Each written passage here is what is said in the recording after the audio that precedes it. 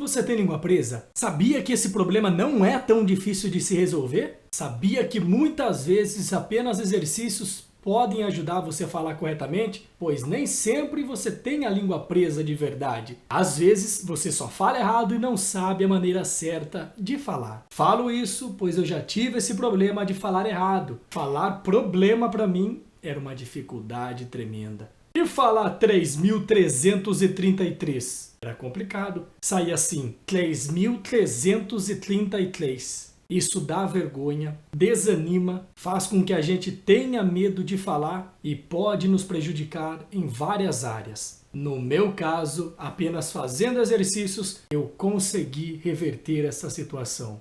E você também pode. Por isso, eu entrevistei uma fonoaudióloga onde ela explica um pouquinho mais sobre esse problema e passa alguns exercícios que podem te ajudar. Se fosse antes, eu não tinha usado tanto a palavra problema como eu usei neste vídeo aqui. Falar para você, viu?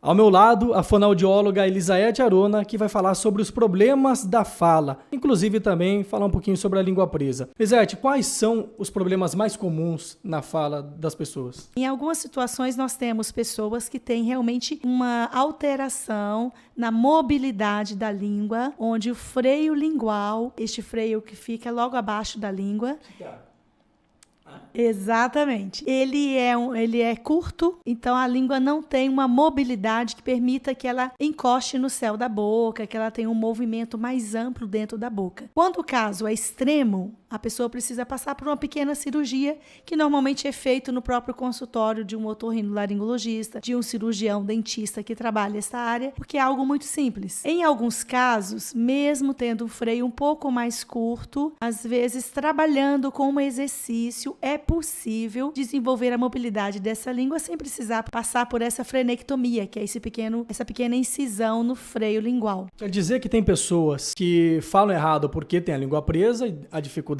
de encostar a língua no céu da boca, de tremer a língua, como o pessoal fala, e também tem pessoas que falam errado porque aprenderam errado, tem essas diferenças. No meu caso, por exemplo, citando, eu falava 3.333. Eu sentia o barulho na bochecha. Daí eu aprendi da forma certa, até me soava estranho no começo, porque eu sabia só falar da forma errada. Quando eu comecei a falar certo, me soava estranho até que eu me acostumei. Então, no meu caso, pode ser que não fosse a língua presa, então seria só problema de fala mesmo, falar errado. Exatamente. Então, provavelmente você não tinha o freio lingual tão curto. No entanto, você não conseguia fazer a emissão deste fonema. Quando é a língua presa, a pessoa não fala diversos outros sons. Todos os sons que precisa que a língua levante. Por exemplo, l, t, d, n, r, lh, e não somente o L em grupo, como planta, claro, que era, no seu caso, a sua maior dificuldade, né? E os R's também, né? Trator, treinamento, trabalho, né? Exato. Só que você conseguia o T, então a língua encostava. Então todo esse movimento tem que ser avaliado de pessoa para pessoa. E antes de a gente pensar em um procedimento cirúrgico, sempre é interessante consultar um fonoaudiólogo, realizar os exercícios, porque provavelmente há grandes chances de a pessoa ter desenvolvido ou não ter desenvolvido uma tonicidade ideal para o movimento daquela língua. Pela sua experiência e pelos casos que você já atendeu, essas pessoas, elas tinham o problema mesmo da língua presa, questão de cirurgia, ou era mais o problema da fala, na hora de falar as palavras, não sabia falar da forma certa? Poucas pessoas eu já encaminhei para o processo cirúrgico. A grande maioria das pessoas a língua tinha uma hipotonia, que é baixa na resistência, em todo o trabalho motor da língua. A maioria das vezes provocado pelo uso de chupeta em tempo excessivo, chupar o dedo, mamar na mamadeira por muitos anos, que cria uma hipotonia na língua e essa língua fica quase o tempo todo deitada no assoalho da boca. E com alerta para os pais também, evitar muita chupeta, deixar a criança chupar o dedo, porque pode reverter em problemas lá no futuro. Exatamente. Meu conselho sempre eu brinco que só se usa chupeta, mamadeira, enquanto não tem dente. Quando se vem os dentinhos, é hora de iniciar a mudança de alimentação da criança. Antes da gente passar para alguns exercícios que a senhora poderia indicar para quem tem esse problema e gostaria de começar em casa, treinando, para depois procurar um fonoaudiólogo, eu trouxe algumas dúvidas. Gostaria de passar para você essas dúvidas. Muitos me disseram não conseguir tremer a língua, fazer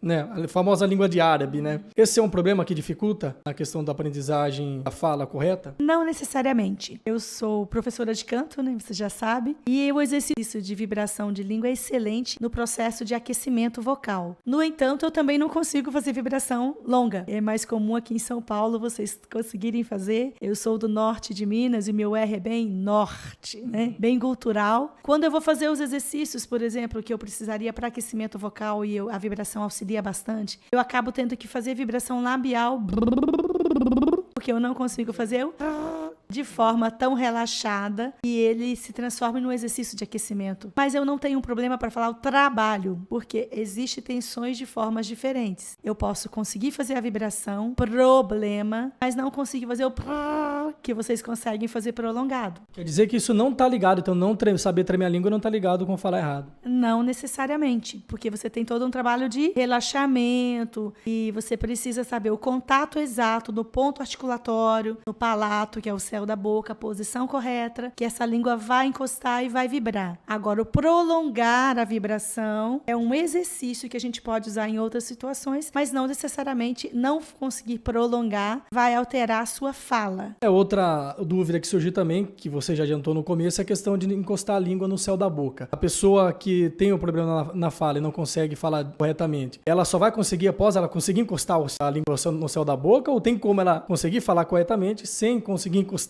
a língua no céu da boca? Não tem como. Cada som da fala, ele tem o seu ponto articulatório exato. Se eu vou falar a palavra foca e eu não encosto o dente no lábio, roca, eu não vou ter o som do F. Para eu ter o som do F, eu preciso fazer dente nos lábios inferiores.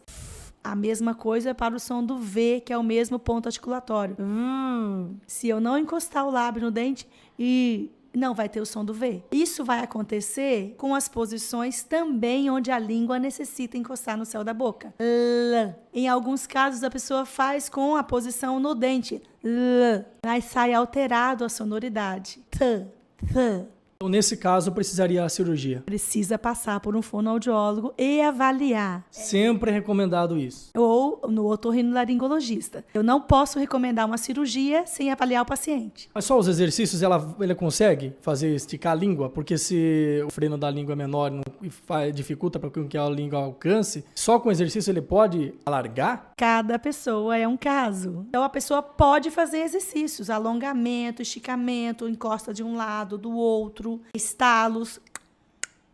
A gente faz canudo com a própria língua. Muita gente não consegue fazer isso aí, né, senhora?